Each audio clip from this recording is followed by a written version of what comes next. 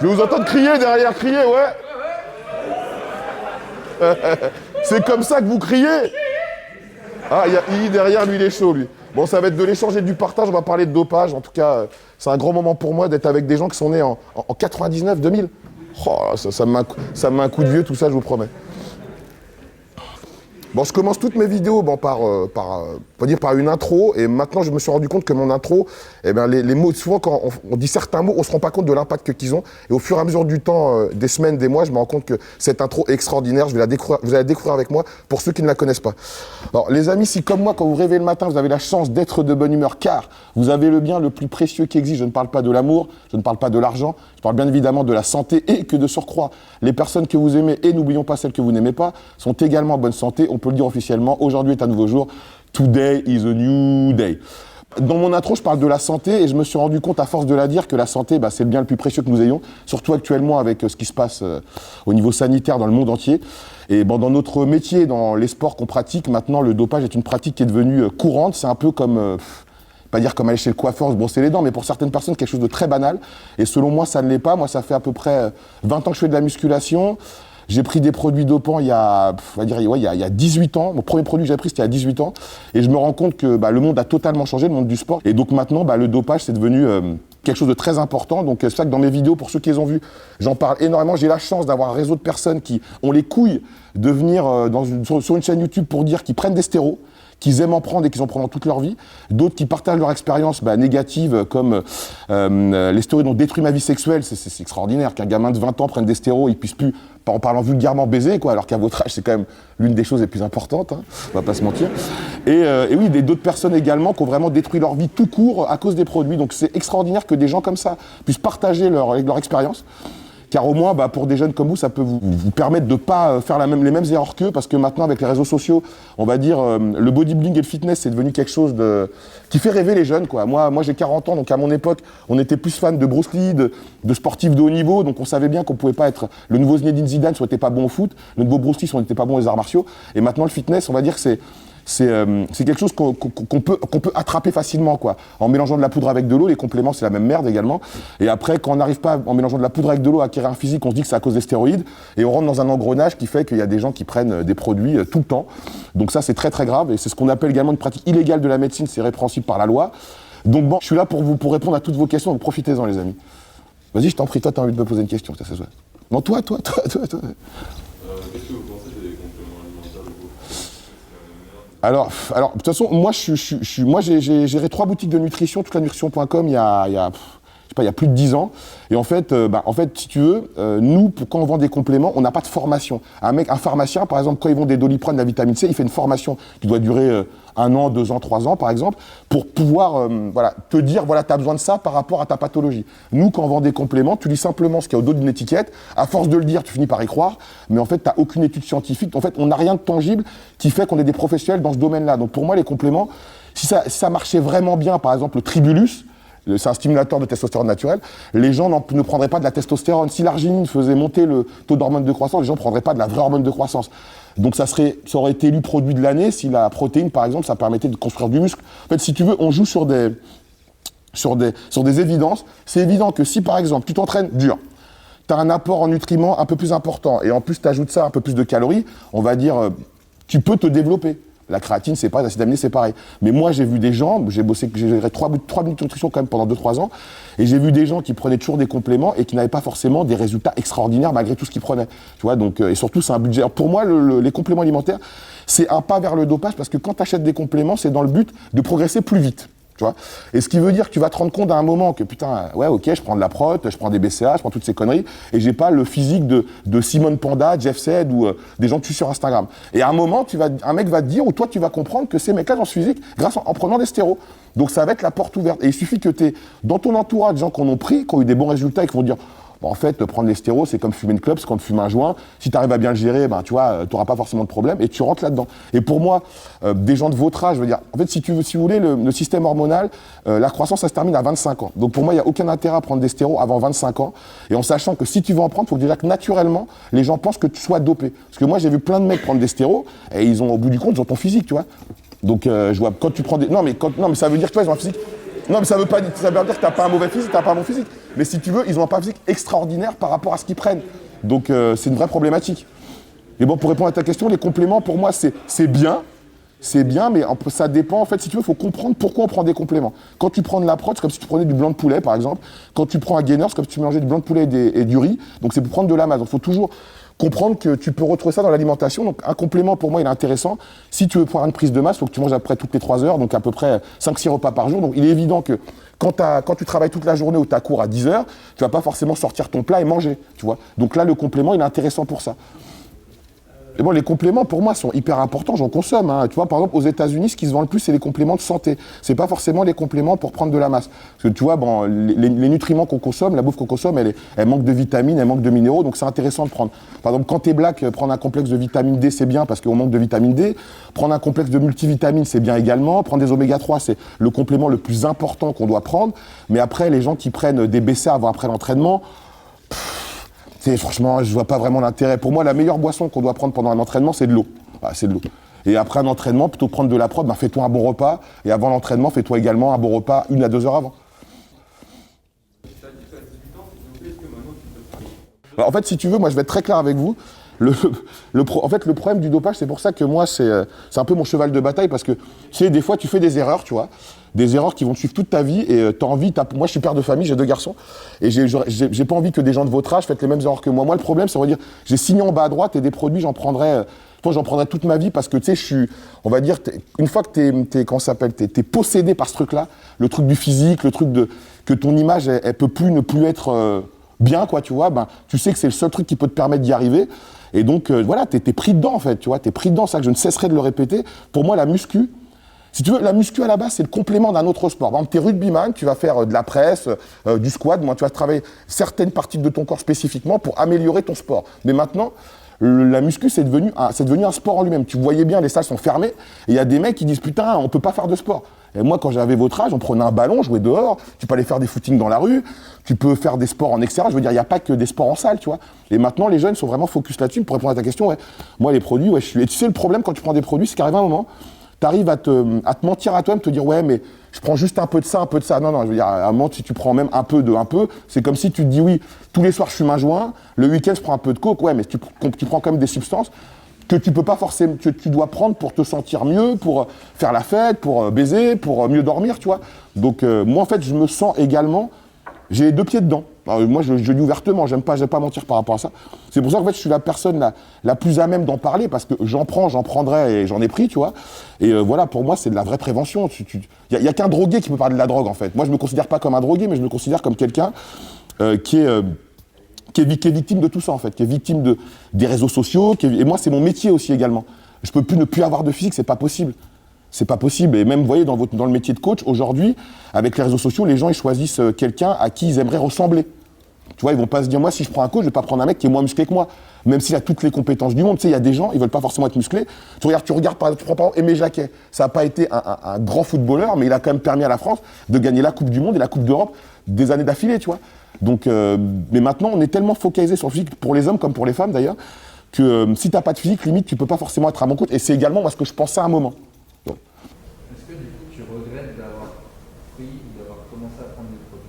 Alors c'est ta question. En fait, si tu veux, il y a 2 choses. En fait, quand je suis rentré dans une salle de muscu la première fois, ça a changé ma vie parce que je suis devenu coach. Je veux dire, j'ai le parcours que j'ai aujourd'hui et j'en suis très fier. Et également, voilà, il y a aussi ce truc du dopage. Moi, quand j'ai commencé, j'étais à Moving. Et pour moi, au début, prendre des compléments, c'était considéré comme du dopage, en fait, tu vois. Et après, quand je partais dans une vraie salle de bodybuilding, c'est là, en fait, tu rentres dans... Et c'était avant les réseaux sociaux, avant tout ça. Donc, tu rentres dans un monde où voilà, tu finis par voir des photos de mecs hyper balèzes dans la salle et tu te dis putain, tu finis par vouloir leur ressembler.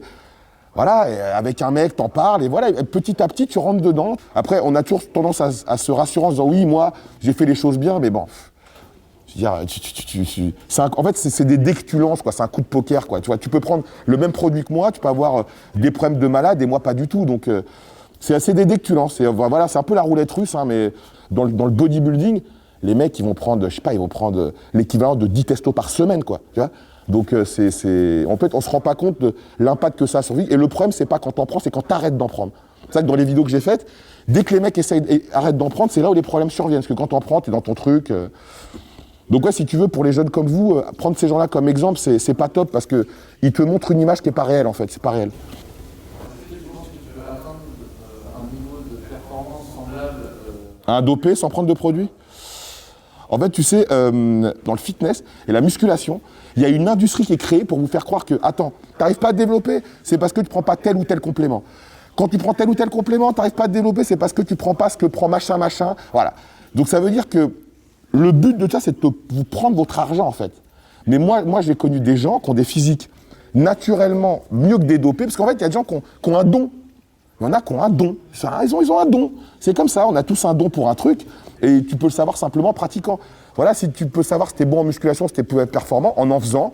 Au bout de 2-3 ans, si tu vois qu'en faisant une diète carrée, en t'entraînant dur, il se passe rien, passe à autre chose, quoi. En plus, ce qui est fou dans la musculation, c'est que je sais pas, moi par exemple je fais de la musculation depuis pratiquement 20 ans et j'ai bien progressé mais avec les produits, même sans produits. Mais je me dis si je m'étais mis dans le kung-fu par exemple, mais aujourd'hui j'aurais plusieurs dan, tu vois, parce que tu imagines la pratique de ce sport. Tu fais à peu près 4-5 séances par semaine pendant même 2-3 ans, mais tu fais n'importe quel sport de combat, même sans être forcément assidu, tant que tu y vas, tu es une machine de guerre, tu vois. Donc c'est un sport qui demande beaucoup d'énergie, mais en fait où tu n'as pas une réponse positive par rapport à tout ce que tu donnes en fait, tu vois. Donc c'est ça que moi je dis aux gens des fois. Moi, hier, il y a un mec qui m'a posé une question, il m'a dit « Ouais, je mange tant de calories, blablabla, je me développe pas. » Je dis « Ce sport, il est peut-être pas fait pour toi. Faut l'accepter. Faut l'accepter, faut juste l'accepter, faut l'accepter. » C'est tout. Et du coup, est-ce que vous cherchez la performance ou l'âge? Putain, c'est une bonne question, ça. En fait, si tu veux, moi, la performance, à mon âge, je m'en fous parce que c'est même le fait de faire pour moi, les gens qui sont à fond de la muscu, c'est des sportifs de haut niveau. Parce qu'un mec qui s'entraîne 4-5 fois par semaine, qui a un régime alimentaire strict, pour moi, c'est un sportif de haut niveau. Même moi, je connais des footeux. Les footeux, ils boivent de l'alcool, ils mangent des pizzas, ils mangent des McDo, et voilà, c'est des sportifs de haut niveau. Donc vraiment, dans la musculation, je pense que dans tous les sports, c'est là où il y a le plus de rigueur au niveau de l'alimentation. Et en fait, si tu veux, on est dans la performance, oui et non, parce que pour durer, il faut quand même que tu emploies une technique parfaite et que tu ne sois pas toujours à pousser du très lourd. Parce que les tendons des articulations, les muscles se développent, mais les tendons des articulations, eux, ne se développent pas, ils s'usent. Donc, tu as beaucoup de gens qui souffrent de calcification, tendinite, et j'en passe des meilleurs. Donc, moi, je suis plus dans un truc esthétique que dans une performance, quoi. Et c'est bien dommage, d'ailleurs, c'est bien dommage. Toi. Maintenant, on est plus focalisé sur... Même tu vois bien dans les salles, les mecs, ils se mettent torse nu, ils se prennent en photo dans le vestiaire. Non, mais moi, moi, ça me rend ouf. Même les filles, vous voyez, hein, les meufs, elles montent leur cul, tout ça, c'est extraordinaire. Non, mais en fait, c'est l'évolution qui est comme ça. C'est l'évolution qui est comme ça. C'est pas écrit, l'évolution, elle est comme ça. L'évolution de la société, elle est comme ça. Maintenant, les gens, ils ont besoin de se montrer, les filles comme les garçons. Tout est hyper sexualisé. Les filles, elles sont plus dans un côté un peu porno chic, on va dire, tu vois. Ou porno pas chic, mais en tout cas, il y a de la sexualisation. Et les mecs, pour moi, ils ont des dégaines de gays. La petite barbe, les tatouages, bien coiffés. Maintenant, tout le monde se met des facettes. On voit en qui se mettent des facettes. Même des Kaira font ça, c'est extraordinaire. Et tout le monde porte des pantalons moulants, porte des stringers. Non, mais c'est fou quand même, c'est fou. Et vous, votre génération, elle est en plein dedans. C'est vous les plus impactés. Qu'est-ce que c'est la dysmorphophobie?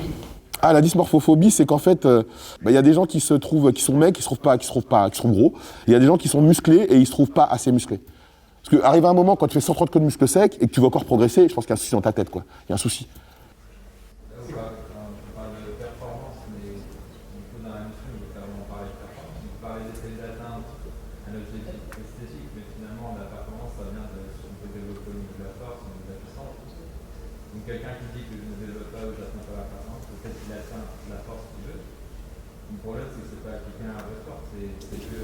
Je suis totalement d'accord, parce que oui, c'est très vrai ce que tu dis, c'est que vu que, comme je disais précédemment, on faisait de la musculation en complément d'un autre sport. Tu vois, par exemple, quand tu vois les entraînements de Cristiano Ronaldo, un mec qui fait de la muscu, il se dit, mais ce qu'il fait, c'est que de la merde, mais par rapport à son sport, c'est cohérent. C'est très vrai ce que tu dis, c'est qu'en fait, vu que le but dans la muscu, c'est de pousser le plus lourd possible, donc tu sais pas vraiment si t'es performant, à part, oui, si tu pousses de 180 kg couchant dans des séries de 20, ok.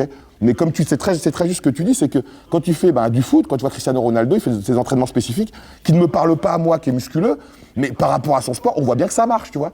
Donc ouais, t'as totalement raison. Je pense que les gens, ils devraient vraiment revenir à... Moi, quand j'ai commencé à muscu, il y avait un pote à moi qui faisait du foot, il m'a dit non, il faut que tu fasses un autre sport à côté.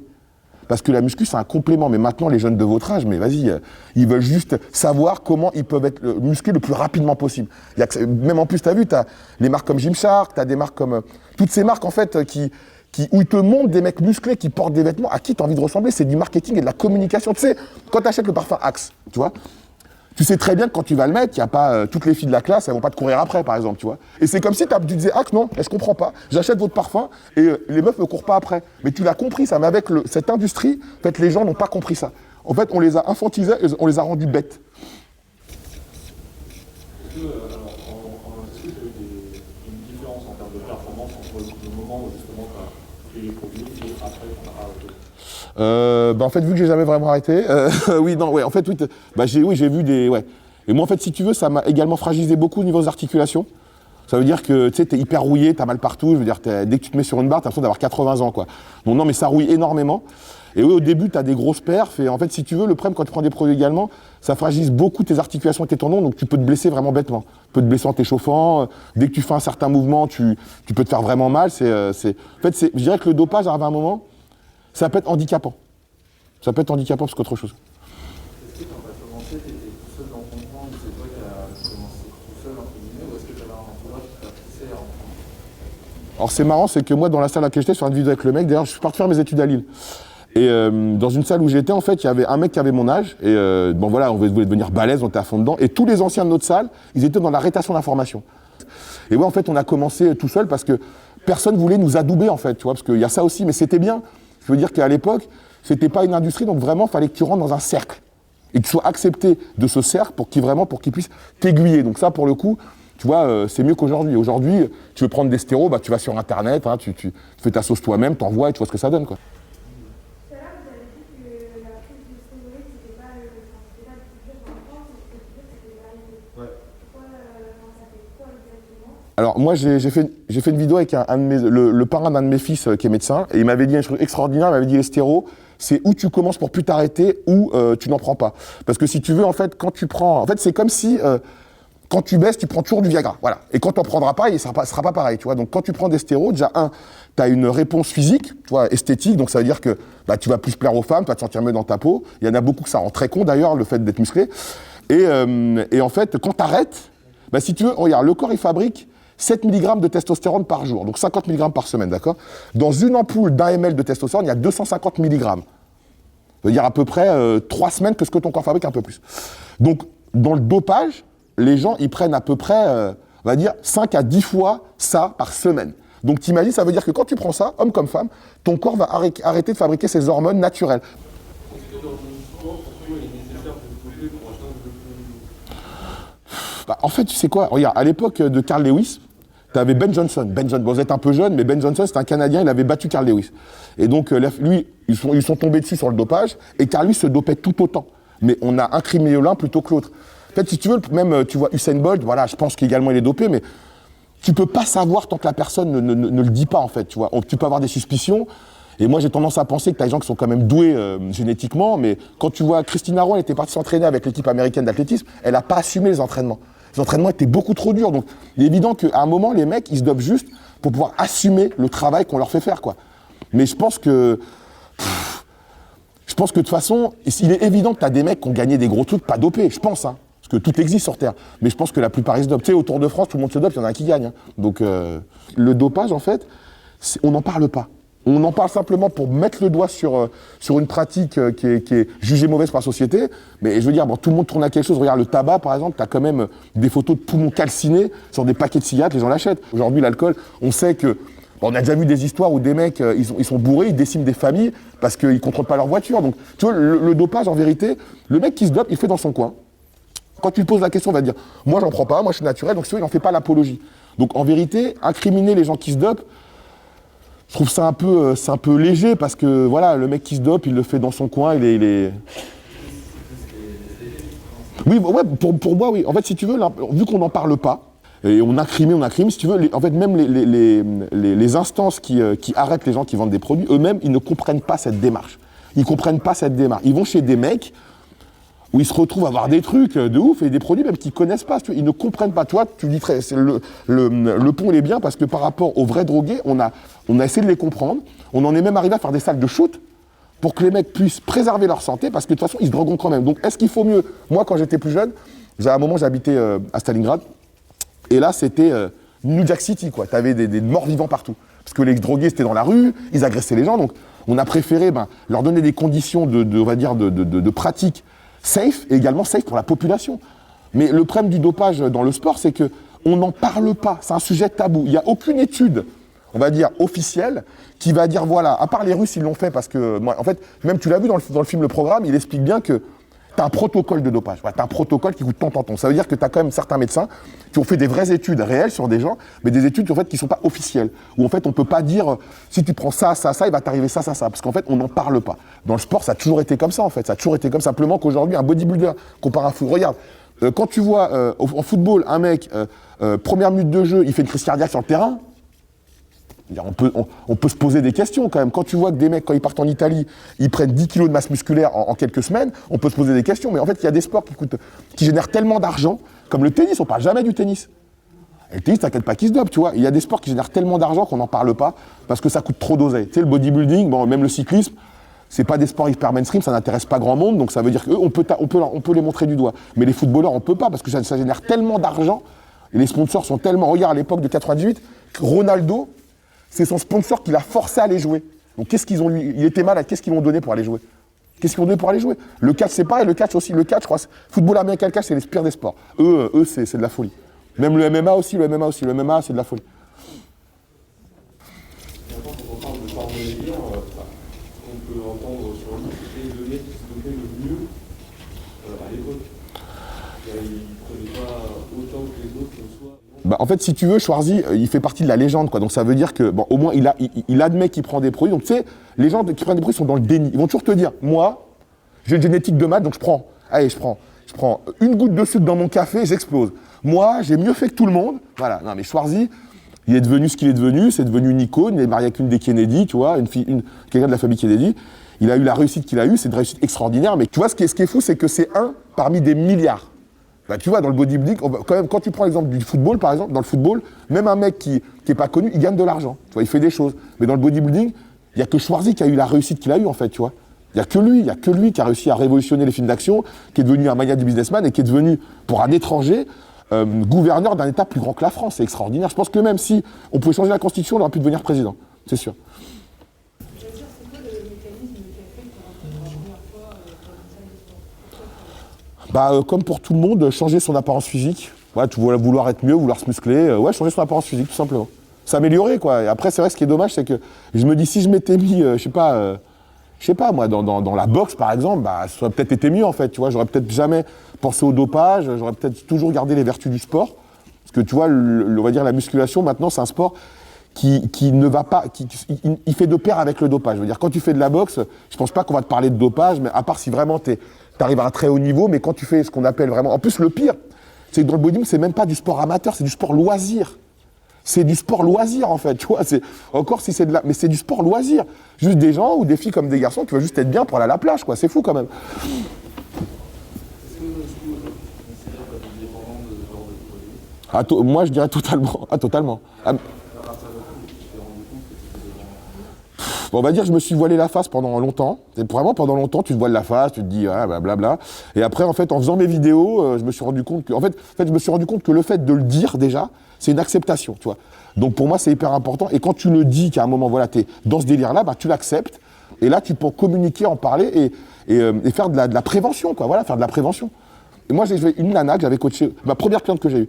Une fille super jolie, elle voulait faire des compètes. Moi, je lui ai dit, ne prends pas de produits, ça sert à rien, c'est pas fait pour les bonnes meufs, c'est fait pour les meufs éclatées. Bref. Elle a fini par trouver un mec, que tu connais d'ailleurs, qui lui a donné des produits. Elle a failli faire un œdème de cul, elle a failli crever à cause de ce mec. Et ce mec-là en question, il a failli faire crever beaucoup de gens, parce que c'est un préparateur, et les préparateurs, en fait, c'est des chimistes. Et vu que tout le monde envoie chier tout le monde, Quand t'as un mec qui finit par te dire ce que t'as envie d'entendre, bah tu le suis. Et vu que les gens c'est des oufs, ouais je vais être comme ça, quoi qu'il en coûte. Je veux dire que je pense qu'il y a des mecs, tu leur dirais que tu auras le physique de terrain, mais 6 mois après tu meurs, il y en a qui signeraient en bas à droite direct. C'est une question technique.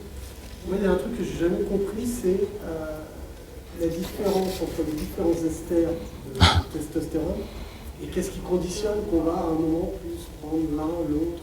Bah en fait, ce qui conditionne, c'est... Alors, ce qui se trouve dans les pharmacies, on va dire, classiques, c'est des esters qu'on appelle les esters lents. Un ester lent, ça veut dire qu'il va agir dans l'organisme au bout de 2-3 semaines. C'est-à-dire de 20 jours, à peu près 20 jours. Alors, l'androtardil, en France, c'est l'androtardil. Donc, c'est un ester lent, c'est ce qu'on appelle du dentate. Aux États-Unis, c'est de la cypionate. Donc, c'est pareil que l'androtardil, simplement le nom de la molécule qui est différent.